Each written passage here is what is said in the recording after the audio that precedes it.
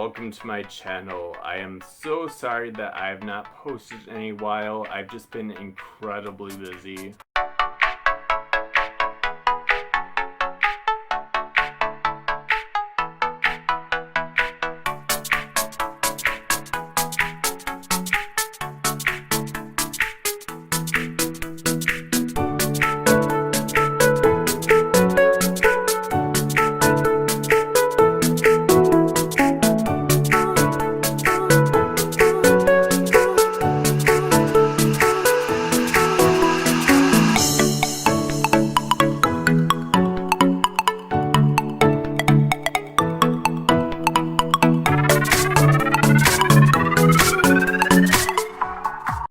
But in all seriousness, I've decided that this YouTube is my thing, it's what I want to do, and so I will definitely be uploading a lot more.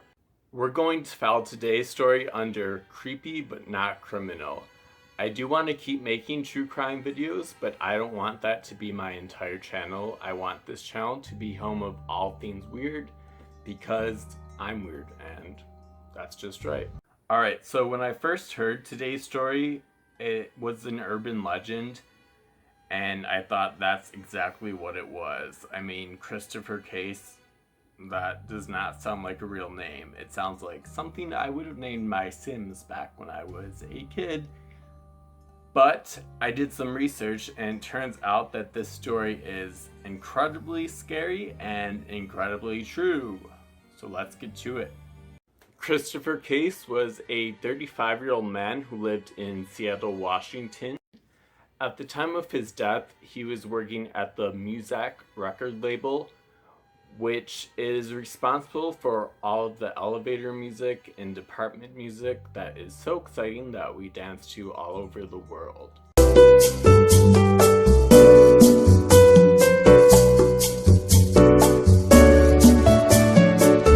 He worked as a DJ at a Christian radio station in the past. A lot of articles don't mention that it was a Christian radio station, they just say he was a DJ. But the fact that it was a Christian radio station is kind of important for this story. He was also a gym fanatic, gym bro. He just worked out all the time. He's a bit of a loner, but he did have some friends at the record label that he worked at. He was single, and according to his friends, he was not religious at all. So, you're probably wondering, why am I talking about this guy? He doesn't seem that interesting.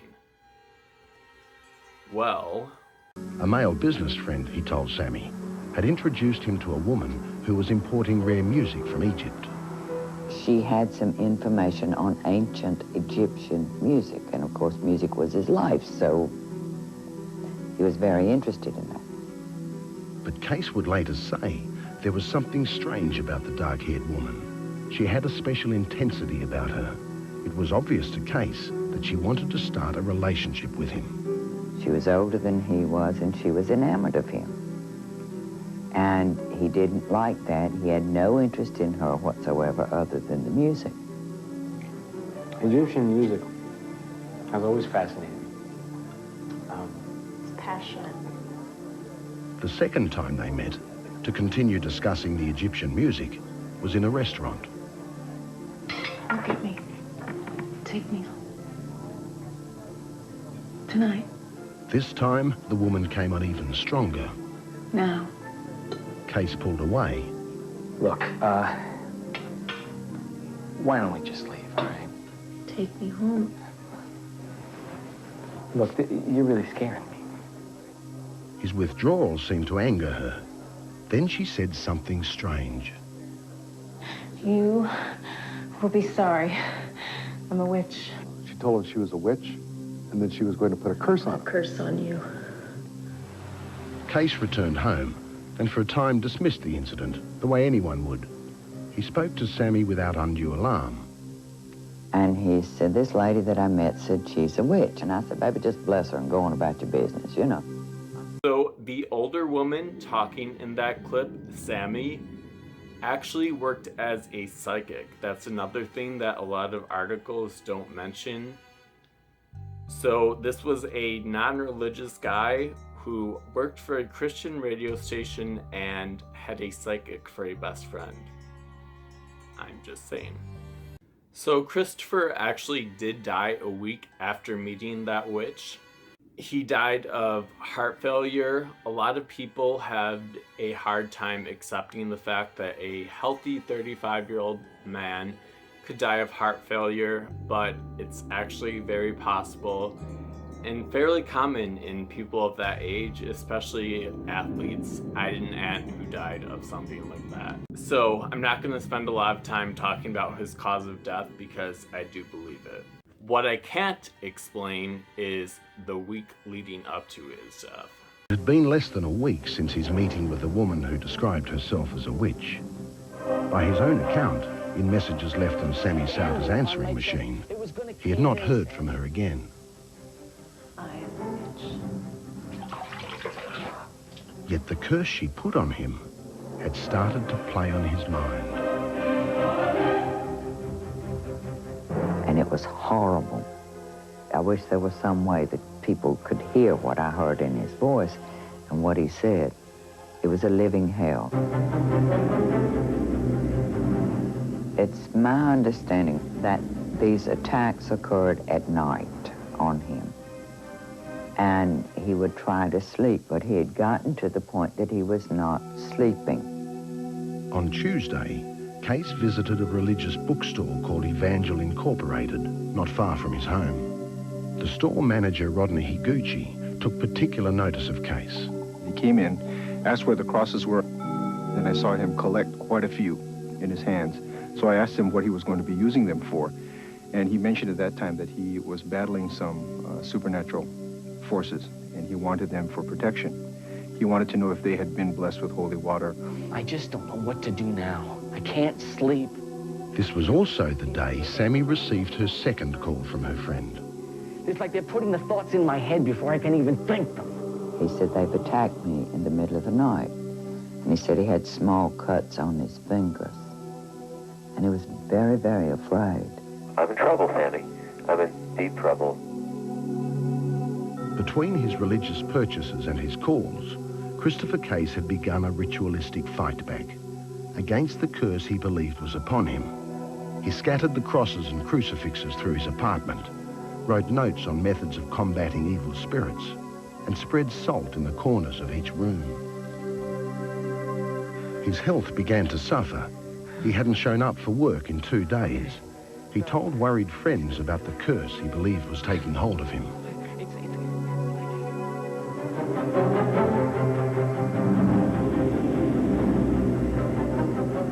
It was this night he became so scared he left his apartment and checked into a nearby hotel.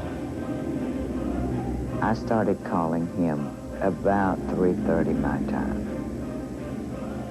And I couldn't get an answer. And that concerned me because he was very, very frightened. The forces that would lead him to his final ritual of desperation had clearly changed Christopher Case from the normal man everybody knew and liked. Sometime Wednesday, he had gone back to his apartment. He scribbled more notes on rituals for fighting the curse. He spread more salt, not only along the extremities of every room, but in large piles in each corner. By the time the religious store owner Higuchi saw him on Wednesday, Case was a different person. When he first came in, he wasn't very agitated, and so I thought, well, this is a significant concern for him, but nothing looked out of the ordinary. When he came in the second time, and he looked very exhausted and worn out, then I realized it was affecting him more than just mentally. I mean, it was a physical thing he was going through. When I talked with him on Wednesday morning, my feeling was he was ready to die. Alright, so at this point, I would assume that this guy is mentally ill, but I couldn't find any articles stating that he had any kind of mental illness. And people don't just go crazy overnight. That's not the way that mental illness works. He apparently was really sleep deprived, which can make you see things and act a little crazy. Trust me, I've been there in college. but I've never heard of it doing anything that severe. Homicide detective Larry Peterson. King County Police had received information initially to make a welfare check at the house. They had made a welfare check on one particular day, I believe the 17th of April, and found the house to be secured. 2 police officers went to his apartment door but did not enter. The outside of the apartment had a poured line of salt on the ground running from the front door to the rear of his apartment. Neighbours told them Case was a private man and his front door was locked. They decided not to break in. Return to our Heavenly Father and pray to him. Sometime that afternoon, Case had gone to a priest in desperation. Father James Mallahan was disturbed by his condition. He could feel this malignant power influencing his body, and he was scared to death that it was going to kill him. And when Sammy Souter got home that night, the last words Christopher Case ever spoke were on her answering machine. Hi, Sammy. This is Christopher. Well, they just about got me. Medical experts say the apparent calmness of Case's voice is the most chilling aspect. The total acceptance of his fate. Final submission. You know, they are trying to kill me. So whatever it is I do to defend myself doesn't work anymore. This is what it's coming down to. I'm not looking forward to tonight. It's serious. It's very serious. It's my life.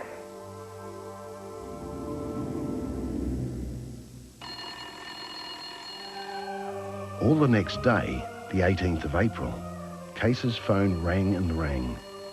Sammy's phone calls went unanswered. After receiving a call from dispatch, I made a welfare check on Case. The police arrived to check on Christopher Case at 3:38 Thursday afternoon. The apartment was a mess.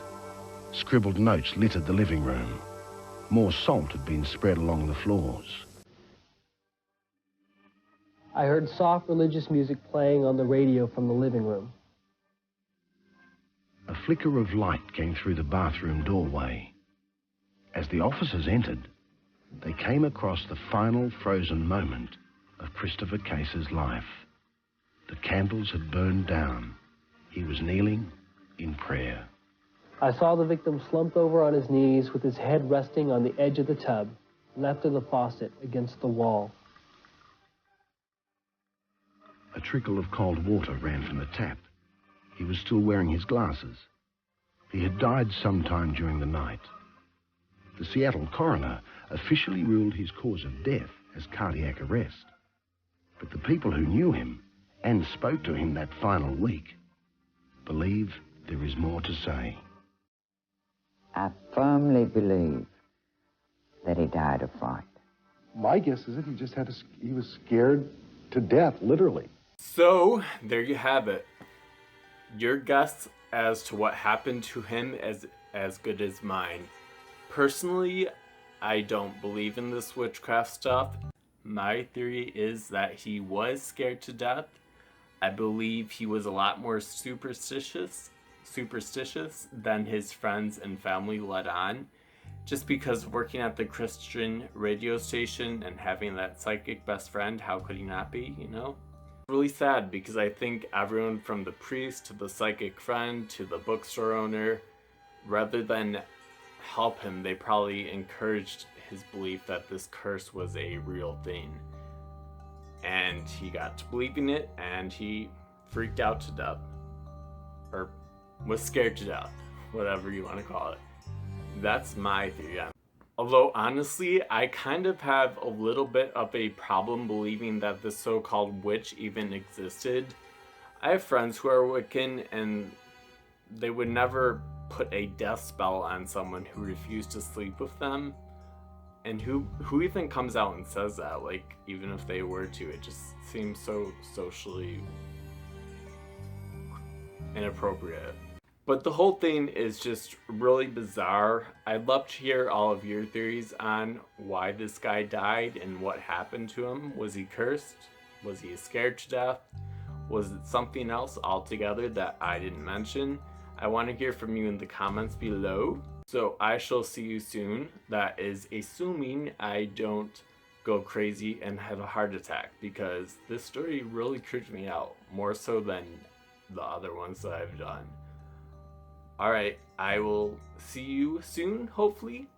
Peace.